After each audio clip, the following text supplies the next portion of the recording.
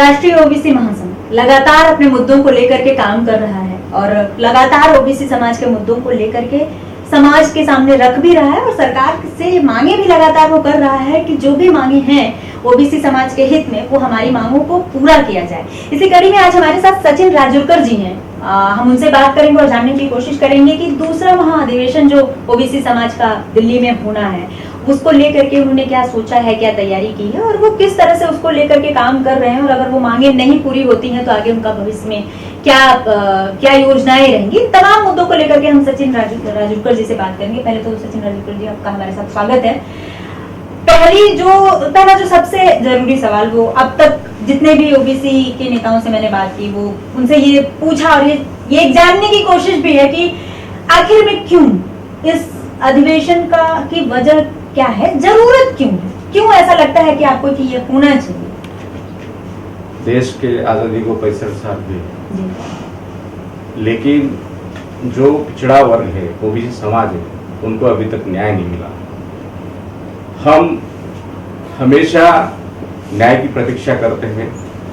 हमेशा ओबीसी समाज में जो चुनाव आते हैं, चुनाव में ओबीसी समाज को रखकर कुछ बातें की जाती है, लेकिन चुनाव होने के बाद जो मसला है ओबीसी का कुछ हल नहीं होता।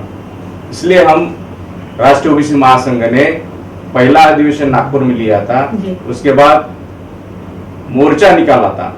वहां पे जो मंडल आयोग में जो बातें थी, मंडल आयोग की सिफारिश में ओनली 27% आरक्षण हमको मिला, लेकिन मंडल आयोग में 11 सिफारिशें, उनमें से एक सिफारिश थी ओबीसी समाज को स्वतंत्र मंत्रालय हो।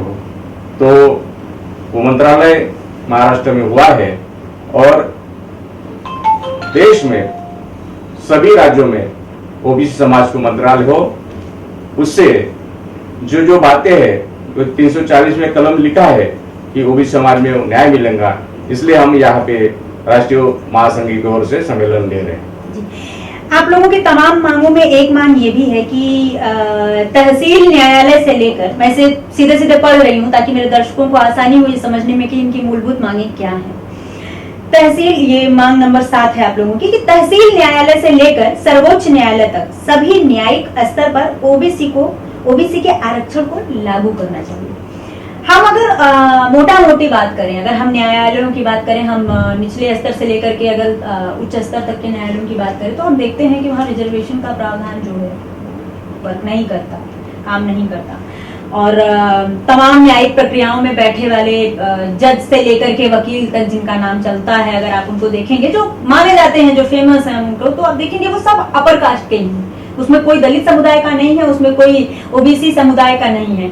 तो क्या यहाँ आरक्षण की जिस बात को लेकर के आप जो मांग रहे हैं, ये बात बहुत लंबे समय से हो रही है, क्या आपको लगता है कि सरकार आपकी इस मांग को मांगेगी?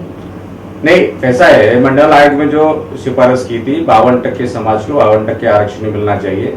बाद में सुप्रीम कोर्ट में एक याचिका दायर की थी, उसमें हमको वो याचिका में सिर्फ 27% आरक्षण मिला है। इसलिए भी हमारी मांग है कि वो जो नचिपन कमेटी बनी थी उसमें सब सिफारिश लिखी है, तहसील से लेकर उच्च न्यायालय से सभी, इसमें हमारे जो न्यायालय इसमें हमको भी आरक्षण होना चाहिए। इसलिए हम मांग करते हैं कि उसमें भी हमको आरक्षण होना चाहिए। एक जो जरूरी बात, महाराष्ट्र को अगर हम देखें, महाराष्ट्र के पृष्ठभूमि में देखें तो आंदोलनों का गढ़ रहा है, वहां से तमाम आंदोलन निकले हैं। दलितों के आंदोलन की अगर हम बात करें तो महाराष्ट्र उस मामले में सबसे ज्यादा आगे रहा है और बाद में उसका असर, वहां से कांशीराम जी निकले और वो उत्तर प्रदेश में गए और उसके बाद उन्होंने एक नई राजनीतिक दौर की शुरुआत की।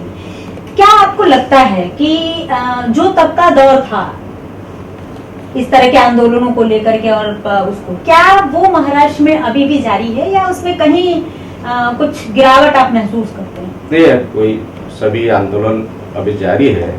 थोड़ी बहुत गिरावट तो आती है सभी काम करने में, लेकिन हम राष्ट्रीय ओबीसी महासंघ की तरफ से सभी, पहले हम ओबीसी को संगठित करेंगे, बाद में SC ST भी आएंगे इसमें आंदोलन में। हमारी पूरी ये संगठना उसकी ओर कदम बढ़ा रही है और हम उसके लिए प्रयास भी करेंगे। एक जो आपकी मांग है, तीसरी मांग की, ओबीसी किसान मजदूर को 60 वर्ष के बाद पेंशन योजना लागू की जाए। मेरा एक सवाल है कि सिर्फ ओबीसी किसान क्यों? क्या ये मांग सभी किसानों के लिए नहीं होनी चाहिए थी, चाहे वो किसी भी धर्म का होता है, किसी भी जाति का होता है, किसी भी वर्ग का होता है? नहीं, स्वामीनाथन आयोग में सभी किसानों की हमने हमारा जो आंदोलन चल रहा है कि वो ओबीसी के लिए हम किसानों को टारगेट किया कि 60% ओबीसी समाज में ज्यादातर किसान जो है ओबीसी समाज के होते, और संविधान आयोग में ऐसा कुछ लिखा नहीं है कि सिर्फ ओबीसी को समाज को दो। जो सभी किसान खेती करने वाले सभी किसान में जो सिफारिश लागू होंगी वो सभी किसानों के लिए होंगी, एससी हो, एसटी हो और जनरल भी हो कि उनके भी लिए वो लागू हो जाएंगे। मान लीजिए सरकार आपकी मांग नहीं मानती, एक ये पोषण लेके चलते हैं कि हो सकता है सरकार आपकी मांगे ना मांगे, क्योंकि आपकी मांगों में जातिगत जनगणना भी शामिल है जिसे तमाम सरकारें लगातार खारिज करती आई हैं। तो अगर नहीं मानती है सरकार आपकी मांग, तो आगे आप क्या करेंगे? नहीं, आगे की रणनीति तैयार किया जाए।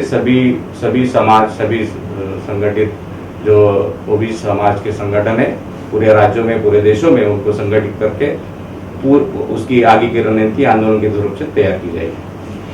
तमाम बातों पे, तमाम मुद्दों पे जो भी ओबीसी समाज की मांगे हैं और ओबीसी महासंघ जिन चीजों को लेकर के चल रहा है, वो मांगे आने वाले दिनों में सरकार कितना मानती है, कितना नहीं मानती है, ये तो समय को ही तय करना है और सरकार को तय करना है। और ओबीसी महासंघ अपनी बात सरकार के सामने किस तरह से रखता है, यह भी देखने वाली बात होगी। अभी फिलहाल हम अपनी तरफ से यही शुभकामना ओबीसी महासंघ को दे सकते हैं कि उनका कल का होने वाला अधिवेशन सफल हो और ज्यादा से ज्यादा ओबीसी समाज तक उनकी बात पहुंच सके। कैमरामैन पीडी के साथ मैं श्वेता यादव, टेढ़ी।